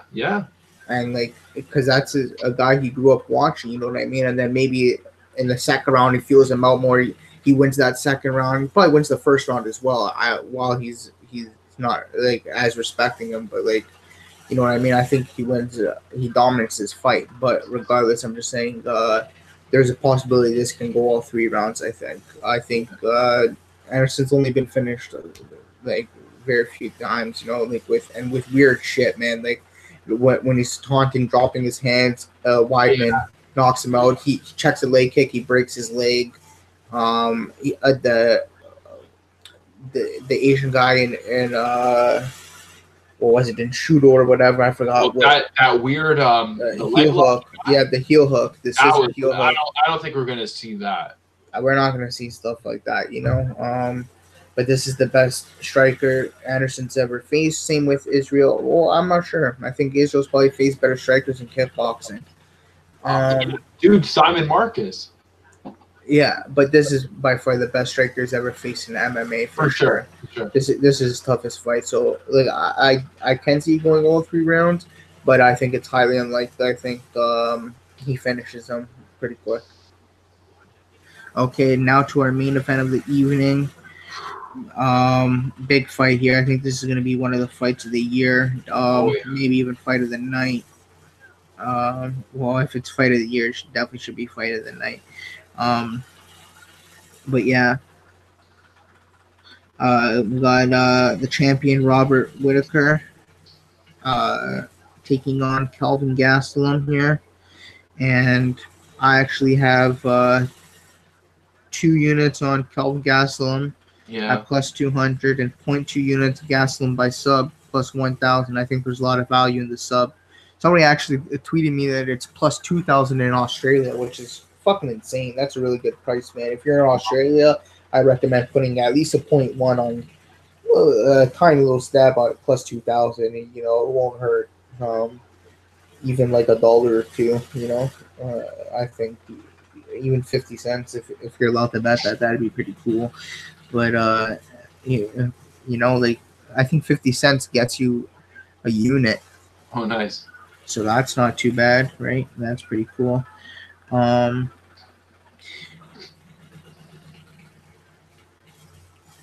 Yeah, so that's who I got here. Pretty much, I think Gastelum's going to be able to put the pressure on Whittaker very early. We saw Whittaker's last 2 fights against Romero. were My fucking God. wars. Oh wow. And he's fought. That was 50 minutes of fighting.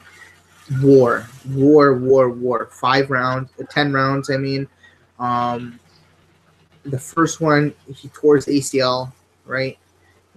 With those kicks from Yoel, and post fight, but Bobby and Bobby Knuckles ends up beating him in the first fight. Second fight comes, Yoel misses weight and everything. You're thinking Yoel's not going to be too pumped up for this fight because it's not for the belt. Whitaker, same thing, kind of like if he wins, if he loses, he's still the champ, so it doesn't really matter. And they put on probably the fight of the fucking year. Oh God. I never watched the fight until just a few days ago because I was actually in the hospital when the original pay-per-view was on. So I never watched that fight until a few days ago. I actually that was one of the only fights I didn't watch at 225 because I remember screaming it in the hospital, and I got like a data charge or something. I went over my data, so I closed my phone. I closed my phone right before the main event started, and I thought I'd just watch the main event at some other time. And I didn't watch it until a few days ago, and what a fucking fight. And here's my analysis on that fight. I think Whitaker won rounds 1 and 2, 10-9, right? And then round 3, I'd give a 10-8 to Yoel, nearly finishing. Was that 2 knockdowns? I think it was 2. I think it was 2. Yeah, it was. Nearly finished Whitaker, so I'd give him a 10-8 in that round. Round 4, it's a toss-up. I would personally give it to Romero, 10-9, but I can see the argument if you're giving it to Whitaker round 4. Whitaker surprisingly 10-9. At the end of some of those rounds. And then round 5, another 10-8 round for Yoel, where he nearly finishes him right at the beginning of the fight. He did. Or right at the beginning of the round, nearly finishes Whitaker. Whitaker's on the ground, turtled up, and he's just eating shots.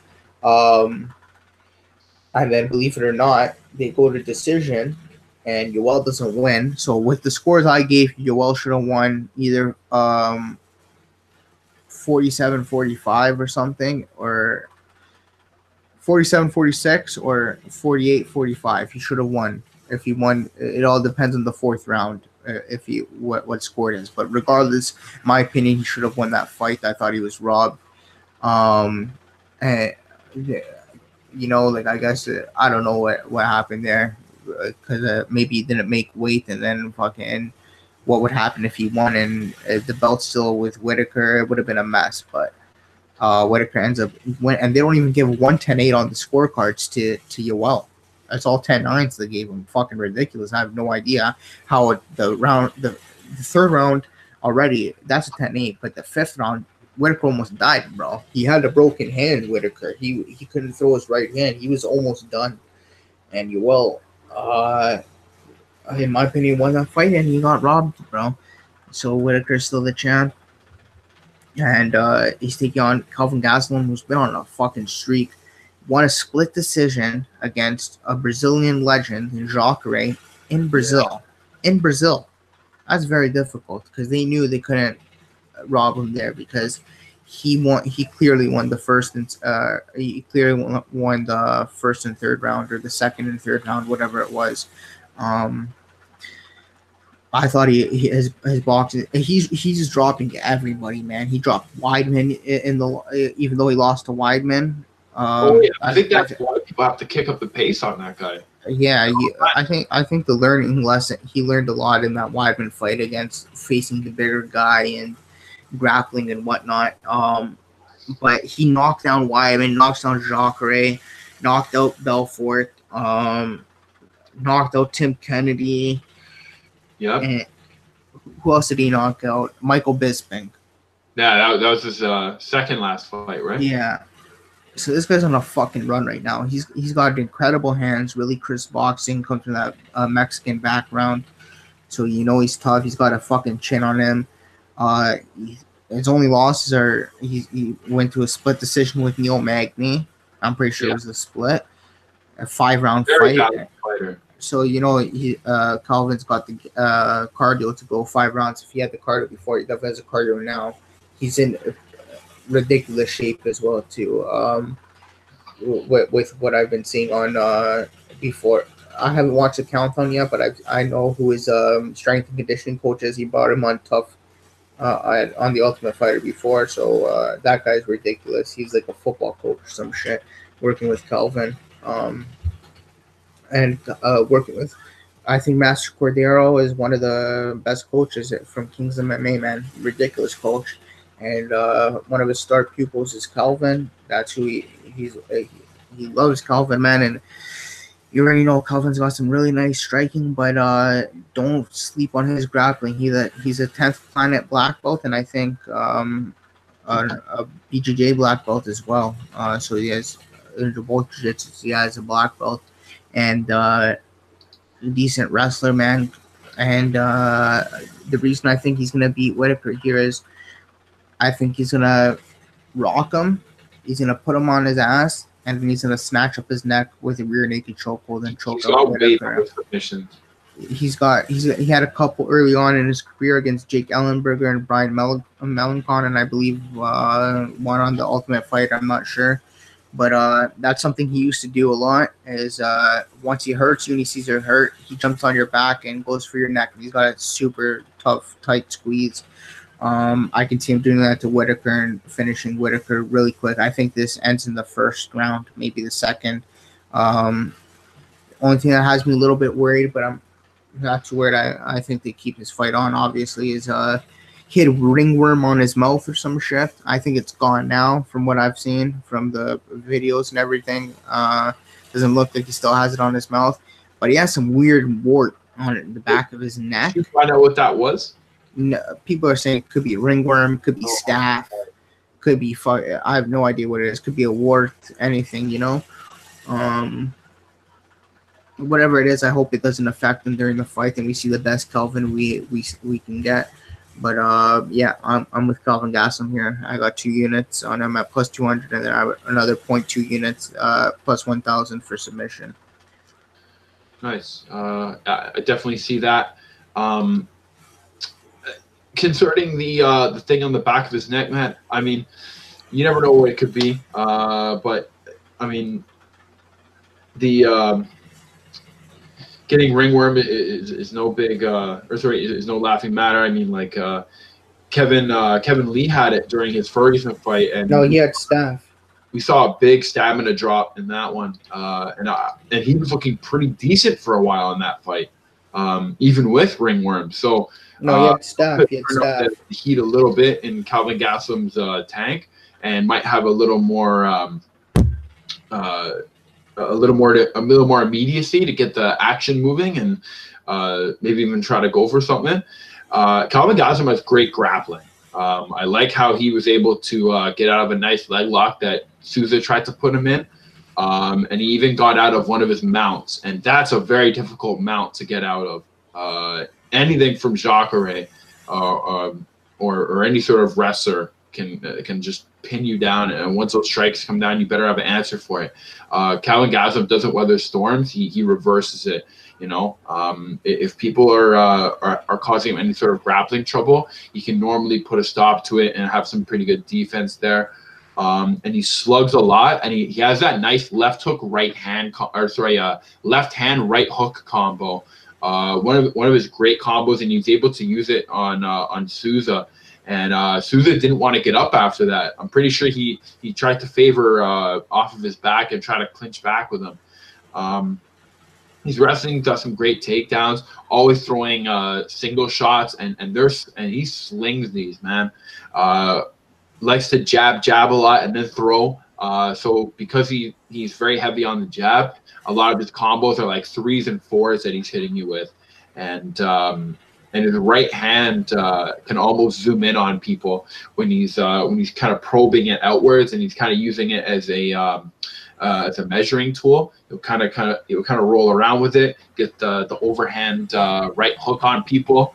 He was able to kind of zoom in on a left hand on the Bisping fight. I like that. I think Calvin Gastelum loses his fights when he increases the pace a lot on people, and can make people turn up the pace as well. And Robert Whitaker is one of those fighters. When he got Chris Weidman a few times, Weidman was able to kind of turn the heat back up and grapple out with him. But Robert Whittaker isn't much of a good grappler, but I mean he does really shine off the brakes. He can grapple enough with people, and he's pretty decent at keeping himself safe and get right back to his striking. His chin is a little bit in the air whenever he throws those weapons, but keeps his hands pretty low too, eh? What's that? He keeps his hands pretty fucking low, so he's got to watch out. Kelvin has a high guard and he has really fast hands. So he does, but Robert Whittaker has his chin out there, man. Yeah, I agree. He does. Yeah. But if he keeps his hands low, because he got tagged in that Derek Brunson fight, and Derek Brunson is really I think sloppy, that's where bro. he gets rocked in every one of his fights, but he's able to kind of come back, I don't know, yeah, he's able to come back exactly, but I don't know if to me the damage that he got in the last Romero fight. Yeah. If Kelvin catches him, he's putting him to sleep for sure. Like I said, I really think Calvin's gonna drop him, take his neck, choke him out. I think that's what's gonna happen. I just see it in my head, but I think Calvin's gonna finish him. I was talking to our coach Claude Patrick about this, and he thinks Whittaker's gonna win, and he told me Yoel Romero would steamroll Gaslam. Wow. I tended to agree with him to some point, but then the more I thought of it, I think Gaslam would be kind of a tough fight for Yoel, but it'd be a good one for sure. Yoel is way better than Gaslam. It'd be a very tough fight to call. I think Gaslam has a lot of what Robert Whittaker had when he moved up in weight class. Very similar. He had a speed advantage that a lot of these guys didn't have, and Whittaker's striking, his kicks, his short elbows that actually started to win him back that Yoel fight. I think part of the reason he was able to make that close was he was able to land these really short elbows. He even landed one kind of downward on him, and it hit his side of his cheek or something. And man, that looked rough. And from a close distance, man, he battles you, and he does not stop, especially in the third round. He does have some tough late round finishes, but I remember him getting rocked in that Romero fight just at the end by a real bad 1-2. If he starts trading those short shots with people, he almost starts flipping coins at that point because it's 50-50. It's like maybe Robert Whittaker will land, but I mean the other guy can land right back. Robert Whittaker has been champ for a reason, for a reason for this long. Even winning those split decisions, I think Robert Whittaker still deserves a lot of them. He was able to really keep himself up in that Yoel fight, even though he got knocked down a lot. I still think Yoel took that fight, but when the fight goes in the hands of the judges, a lot of times the champ kind of has the advantage. I think that's like a given that a lot of people, I guess, who watch fighting are kind of hip to it. Now, not saying that champ can't get dethroned in a cheap way as well, or if the fight's in someone's hometown, or even if it does look like the champ won it. Still, Robert Whittaker is a tough guy to take on the scorecards as of recent. Wins a lot of decisions. Is able to beat a lot of people with his constant striking danger that he puts people in. I think when he gets up from taking those 1-2s and he has to counter wrestle, it can look a little awkward. It looks a little bit rough, but I think Robert Whittaker is great on his striking. Likes to put a lot of weight on that front foot, so he's already ready to throw in the pocket with people, and he sneaks in a lot of weird shots. It ends up being his critical punch.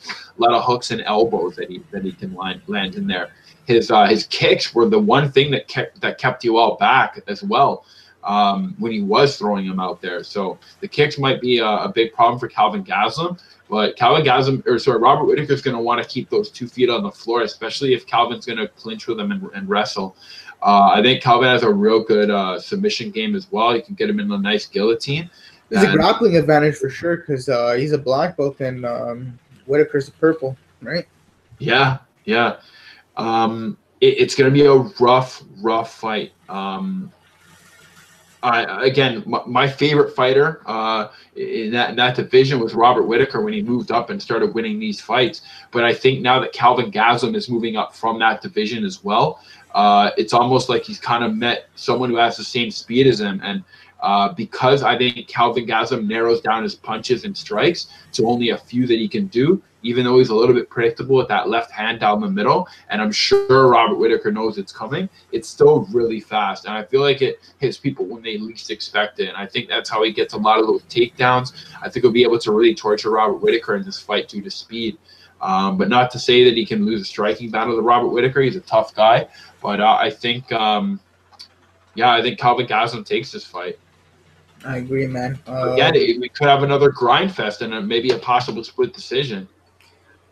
Could be. I really hope if it's a split and like Kelvin clearly won, that they give it to Kelvin here, because like don't give me no bullshit that it's in Australia and Rob wins like that. You know, like, be fair like it was in Brazil. If it's a split and Kelvin won, you give Kelvin the win, bro. Guys, and then you guys go fucking headline a pay-per-view in Mexico with Kelvin as the champ, and he sells out the arena with Cain Velasquez after my boy Cain beats Francis Ngannou. Let's get it done.